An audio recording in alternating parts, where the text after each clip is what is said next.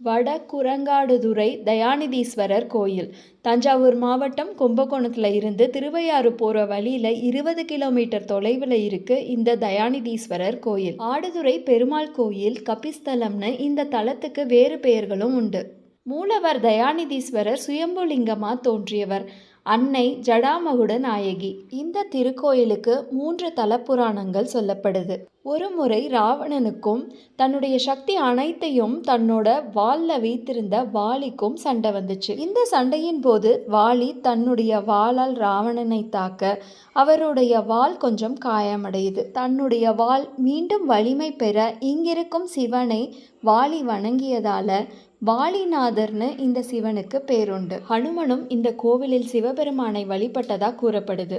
ஒரு முறை கோடை காலத்துல கர்ப்பிணி பெண் ஒருத்தி இந்த கோயில் பக்கமா பயணம் செய்யும் போது தாகத்தால ரொம்ப தவிச்சாங்க.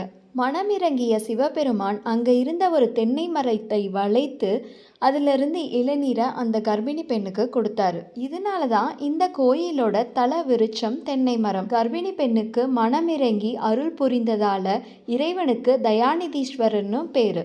ஒரு சிட்டுக்குருவி தன்னுடைய வாயில் நீரை எடுத்துட்டு வந்து இந்த சிவபெருமானுக்கு அபிஷேகம் பண்ணதுனால சிவன் இந்த குருவிக்கு மோட்சமும் கொடுத்தாரு.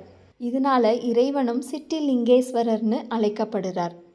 துர்க்கைக்கு அபிஷேகம் செய்யப்படும் பால் நீல நிறமாக மாறுறது இந்த கோயிலோட இன்னொரு சிறப்பு.